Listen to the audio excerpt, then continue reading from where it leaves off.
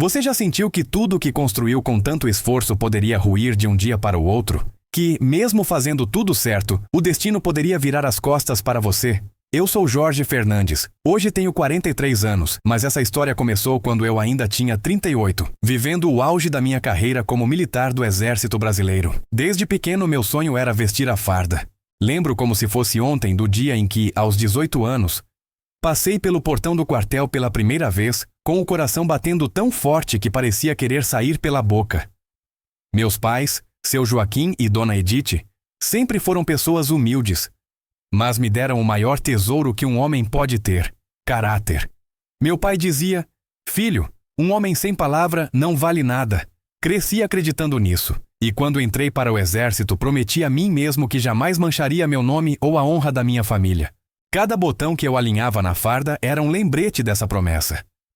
Cada manhã, meu ritual começava às 4h30. Despertador tocando, barulho da chaleira no fogão, cheiro de café forte invadindo a cozinha enquanto engraxava meu coturno até ver o reflexo do meu rosto. Aquilo não era apenas rotina.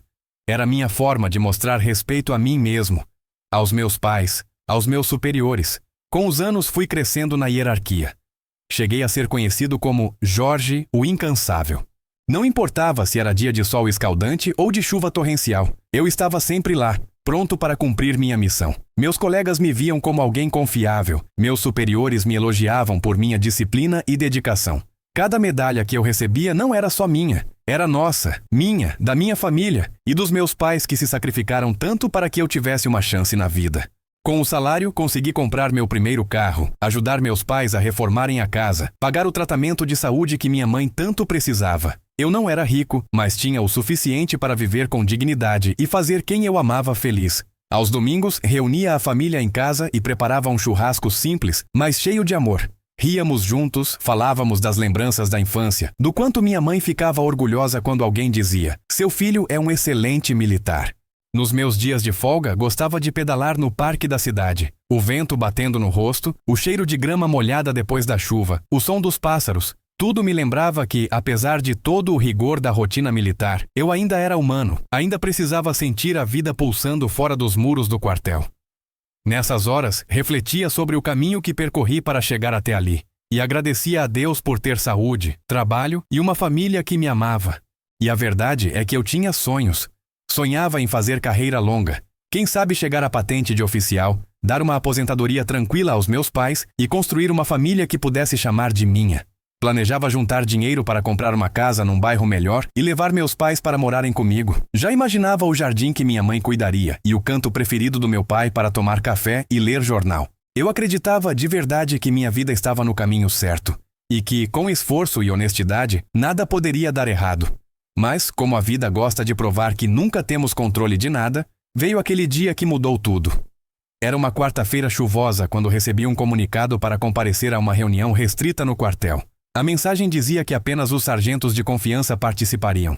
Senti um misto de orgulho e ansiedade. Imaginei que poderia ser algo bom, talvez uma nova missão importante ou até a chance de promoção. Passei a noite anterior praticamente em claro, ensaiando mentalmente como demonstraria toda a minha dedicação. No dia seguinte, preparei minha farda com ainda mais cuidado do que de costume. Passei perfume, ajeitei cada dobra, respirei fundo antes de sair de casa. No caminho, olhei o céu cinzento e pensei: que seja um bom presságio, que Deus esteja comigo. Quando entrei na sala da reunião, senti um arrepio percorrer minha espinha. Os rostos ali eram familiares, homens que eu admirava, mas o clima estava estranho, pesado, quase sufocante. Alguns me evitaram com o olhar, outros fingiam normalidade, mas algo dentro de mim dizia que aquele dia não terminaria bem. Sentei-me com o coração batendo tão forte que quase podia ouvir o eco dentro do peito. O silêncio na sala era ensurdecedor. Só se ouvia o tic-tac do relógio na parede. Então começaram a falar sobre questões administrativas, cortes de verba, realocação de recursos, até que, de repente, surgiu um assunto que me fez gelar até a alma.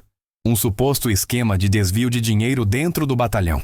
Naquele momento eu ainda não sabia, mas estava prestes a descobrir um segredo que colocaria minha vida de cabeça para baixo. Você já ouviu algo tão absurdo que parecia mentira, mas seu instinto dizia que era verdade? Enquanto os oficiais discutiam na reunião, percebi que falavam em códigos, usando termos como otimização de recursos e ajustes necessários, mas a cada frase ficava mais claro. Estavam desviando dinheiro destinado à compra de equipamentos essenciais para os soldados: botas, coletes, alimentos, até medicamentos de primeiros socorros. O que mais me chocava era ver quem participava. Homens que eu respeitava, superiores que eu tinha como exemplos de honra e disciplina.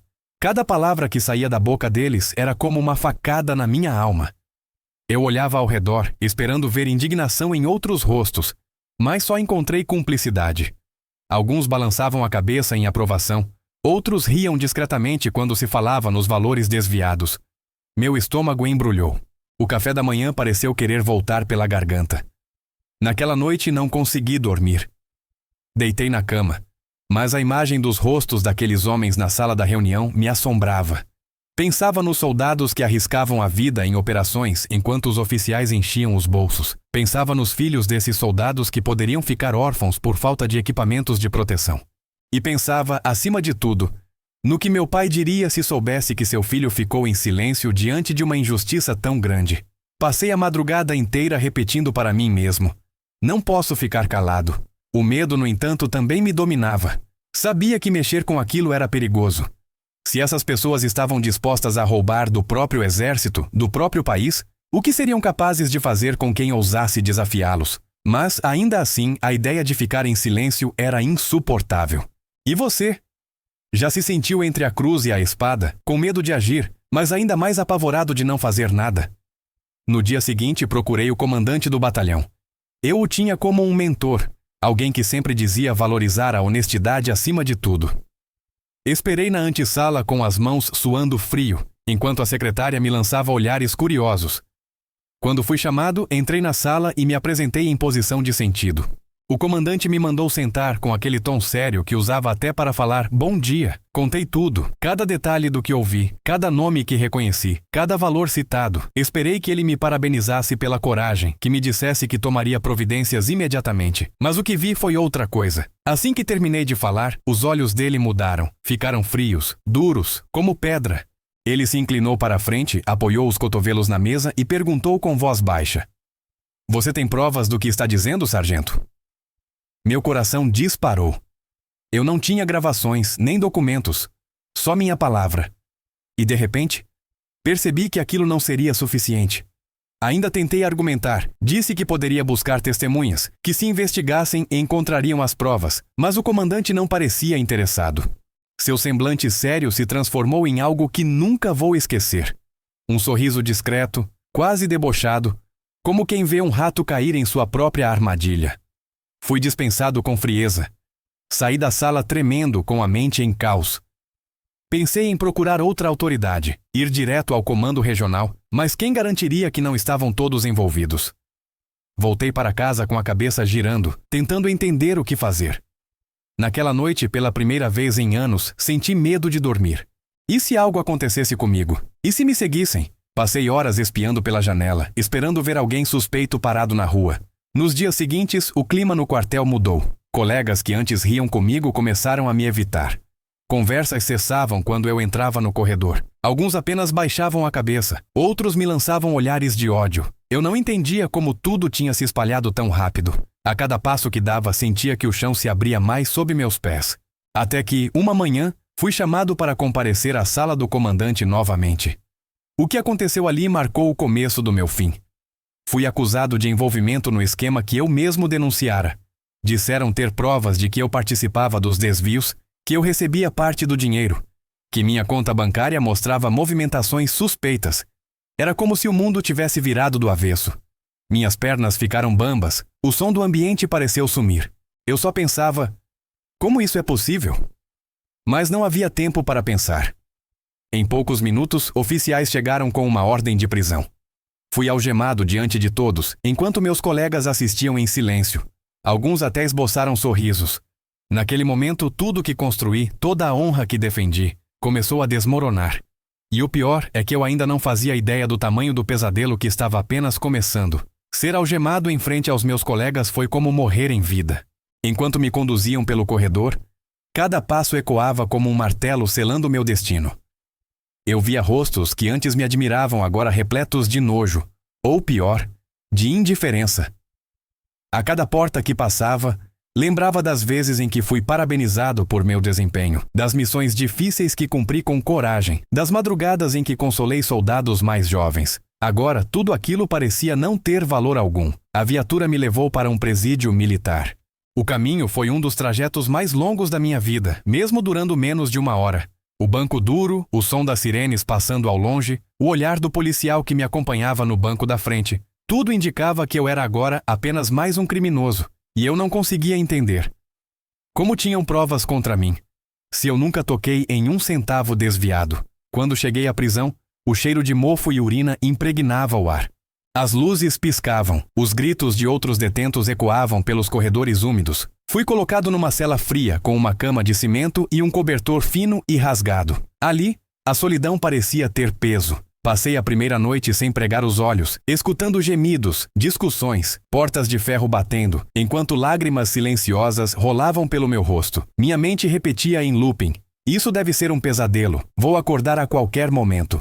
Nos dias seguintes, fui levado para interrogatórios que mais pareciam teatros armados. As perguntas eram tendenciosas, sempre me conduzindo a respostas que me incriminassem ainda mais. Quando tentava explicar que tinha feito a denúncia, recebia olhares de sarcasmo e perguntas como: quer dizer que você se entregou sozinho, sargento?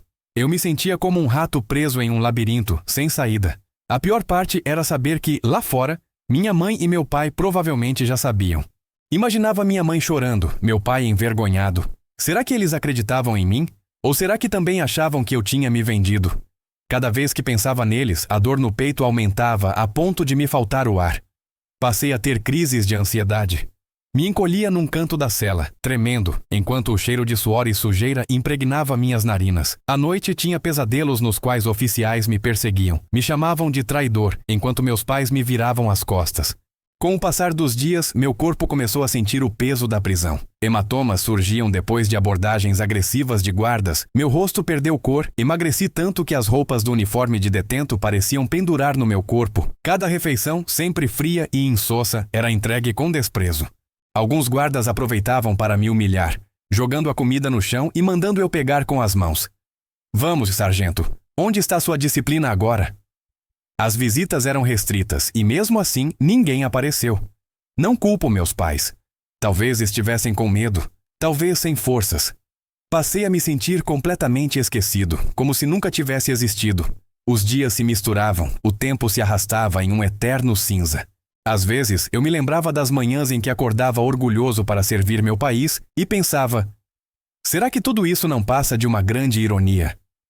Foi só depois de meses que entendi a extensão da armação contra mim. Plantaram provas, manipularam registros bancários, criaram testemunhas falsas. Me tornei o bode expiatório perfeito. Se eu tentava me defender, apenas aumentava a fúria de quem estava por trás de tudo. Alguns oficiais que eu conhecia e que sabiam da verdade passaram a me evitar por medo de serem os próximos. O silêncio deles era como um veneno que me corroía por dentro. O julgamento, se é que posso chamar assim, foi um espetáculo de hipocrisia. Em menos de 2 semanas fui condenado a 5 anos de prisão. O juiz lia a sentença com frieza, como quem apenas cumpre tabela. Enquanto as palavras culpado ecoavam na sala, senti minhas pernas fraquejarem. O som parecia distante, como se eu estivesse submerso. O pior foi olhar pela janela do tribunal e ver a bandeira do Brasil tremulando ao vento. Lembrei do juramento que fiz de defender aquela bandeira com minha vida. E ali percebi que ela jamais me defenderia de volta. Quando fui reconduzido à cela, senti que algo dentro de mim havia morrido. Minha esperança, minha fé, meu orgulho, tudo parecia ter ficado naquele tribunal. A partir daquele dia, sobrevivi apenas no automático, contando os dias, as horas, os minutos para sair daquele inferno. Eu ainda não sabia, mas a prisão não destruiu apenas minha liberdade. Destruiu minha alma. E você? Já viveu um momento em que tudo que acreditava desabou em questão de dias? Compartilha nos comentários, e se essa história está te tocando, não esquece de se inscrever no canal para mais relatos como este. Os anos que passei preso foram longos, mas ao mesmo tempo passaram num piscar de olhos. Cada amanhecer era igual. O som das grades rangendo, o cheiro azedo que impregnava as paredes, a sensação de que o tempo não andava. Vi colegas de cela enlouquecerem, outros se entregarem às drogas, alguns cometerem suicídio. E eu apenas sobrevivia. Passei a acreditar que estava morto por dentro, que nada mais me restava além de esperar o dia em que abriram a porta para me mandar embora. Quando chegou a tão sonhada data da liberdade, senti um misto de alívio e medo. Era estranho pensar que poderia andar na rua novamente, sentir o sol no rosto sem ser contado como um número. Fui solto com um saco de lixo preto nas mãos. Dentro dele, só minhas roupas surradas e um par de sapatos velhos. O oficial que me acompanhou até o portão disse apenas: "Boa sorte", e fechou a porta atrás de mim com um estrondo que ecoou como um fim definitivo. Saí caminhando sem rumo pelas ruas da cidade. Cada pessoa que passava por mim parecia me atravessar com o olhar. Eu estava magro, abatido, com os cabelos desgrenhados e a barba longa. Senti que não era mais o mesmo homem que entrou na prisão anos antes. Meus pés doíam a cada passo, mas eu não queria parar. Não tinha para onde ir, nem para quem ligar. Peguei o pouco dinheiro que meus pais tinham enviado para o presídio, a última economia deles, e comprei um pão e uma garrafa de água. Sentei na calçada de uma rua movimentada, observando a vida seguir enquanto a minha parecia ter ficado parada no tempo. Tentei reencontrar meus pais, mas descobri que tinham perdido a casa para pagar dívidas. Amigos? Aqueles que eu tinha sumiram ou fingiram nunca ter me conhecido. E sem emprego, sem lar, sem apoio, fui parar onde jamais imaginei, na rua. Os primeiros dias foram os mais difíceis. Dormir sob marquises, sentir o vento gelado cortando minha pele, ouvir passos apressados ignorando meu pedido de ajuda. Eu, que um dia comandei tropas, agora mendigava migalhas para sobreviver. Comecei a frequentar praças onde outros moradores de rua se reuniam. Ali conheci histórias tão ou mais trágicas que a minha. Um homem que perdeu tudo num divórcio, uma mulher que fugiu de um relacionamento abusivo, jovens que nunca tiveram chance alguma. A rua me ensinou que ninguém está ali porque quer, mas porque as circunstâncias, a dor e a falta de oportunidade empurraram cada um para o fundo do poço. Lembro de uma madrugada chuvosa em que acordei tremendo tanto que pensei que meu coração fosse parar. O jornal que me cobria estava encharcado, e o vento fazia meus ossos doerem. Nesse momento pensei seriamente em desistir de tudo. Olhei para o céu, pedi a Deus que me levasse. Não aguentava mais aquela vida de humilhação e desespero. Mas, por alguma razão, ele não me atendeu. E o sol nasceu outra vez, me obrigando a enfrentar mais um dia. Aos poucos, a bebida apareceu como fuga. No início, eu recusava. Mas depois de tantas noites sem dormir, de tantas lembranças do que perdi, comecei a aceitar as doses que outros moradores me ofereciam. O álcool trazia um esquecimento momentâneo, um calor ilusório no peito, mas também me tornava mais vulnerável, mais fraco, mais dependente. Cada gole me afundava um pouco mais, mas eu já não me importava. Passei a vagar por terminais de ônibus, rodoviárias, praças, sempre procurando um canto para me esconder. Já não me reconhecia no reflexo das vitrines que usava como espelho. Meus olhos estavam opacos, sem vida. A barba crescia sem controle. Minhas roupas estavam rasgadas e sujas. E o pior não era a fome ou o frio, mas a vergonha. A vergonha de lembrar quem eu fui e em quem me transformei.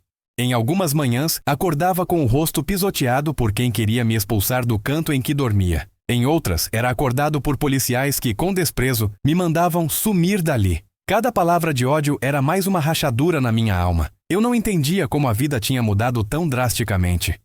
De herói a pária. De orgulho da família à vergonha da sociedade. Você já sentiu que não é mais visto como ser humano? Já se sentiu invisível? Como se fosse apenas um estorvo no caminho dos outros?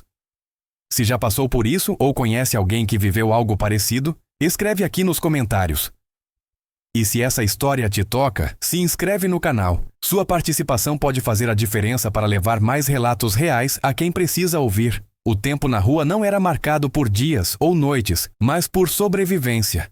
Cada dia que amanhecia era mais um que eu precisava vencer o frio, a fome, a sede, os perigos.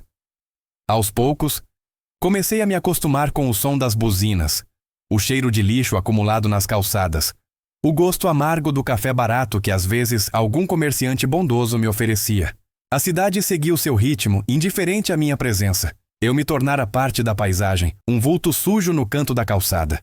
Entre os outros moradores de rua, fiz amizades que me ensinaram a encontrar comida nos sacos de mercado, a me proteger durante a noite e a escolher onde deitar para não ser agredido. Mas também ouvi histórias de arrepiar. Homens assassinados enquanto dormiam, mulheres violentadas, adolescentes que desapareceram sem deixar rastro. Isso me fazia pensar, quanto vale a vida de quem ninguém quer ver? O álcool foi me dominando aos poucos.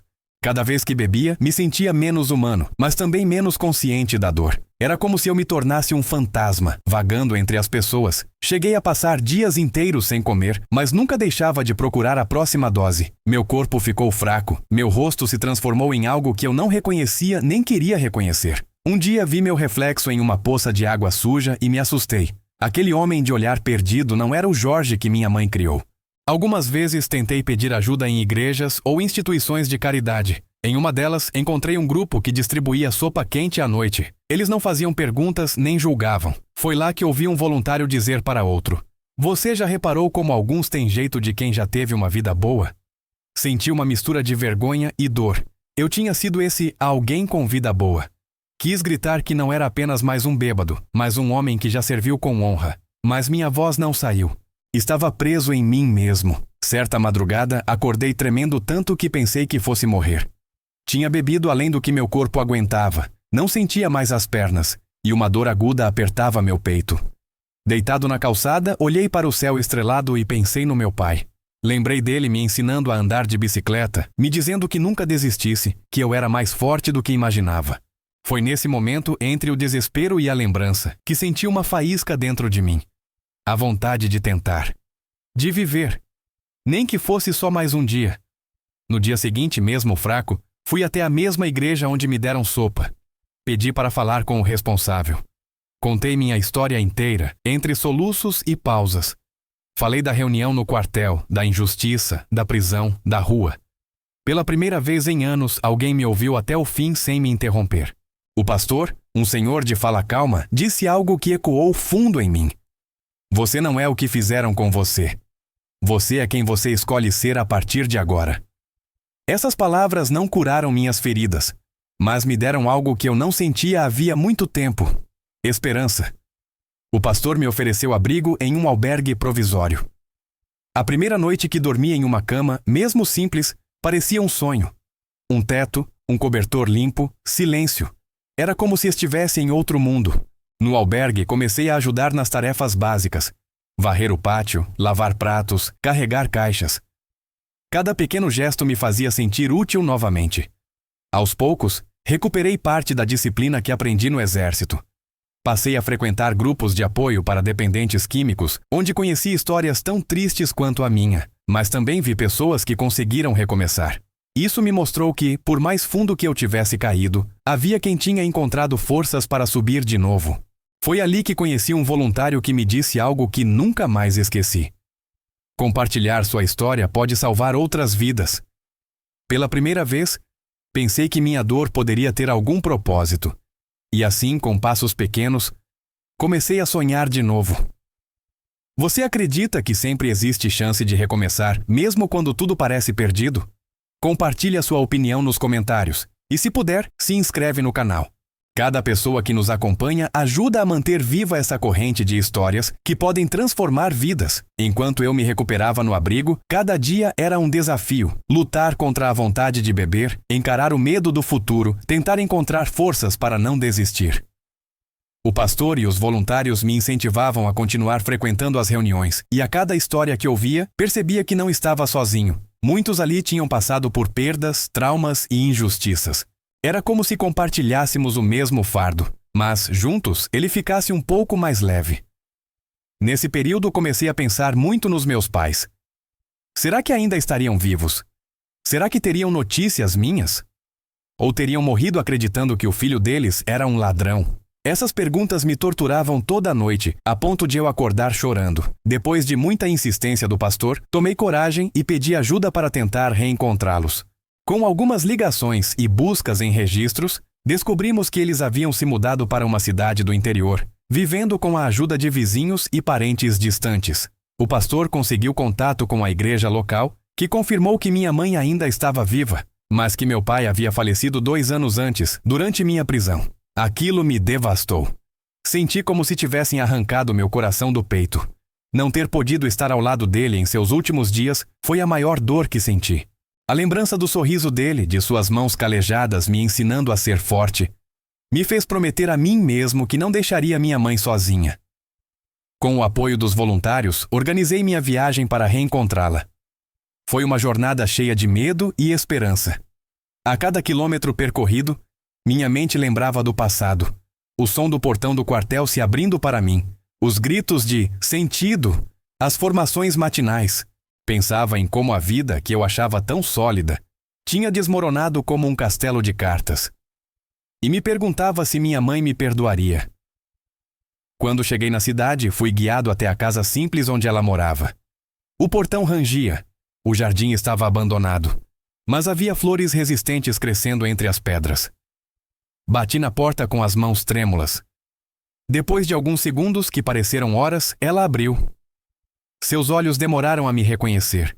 O tempo tinha deixado marcas profundas em seu rosto e em meus olhos também. Quando percebi que ela me reconhecia, caí de joelhos, chorando como uma criança.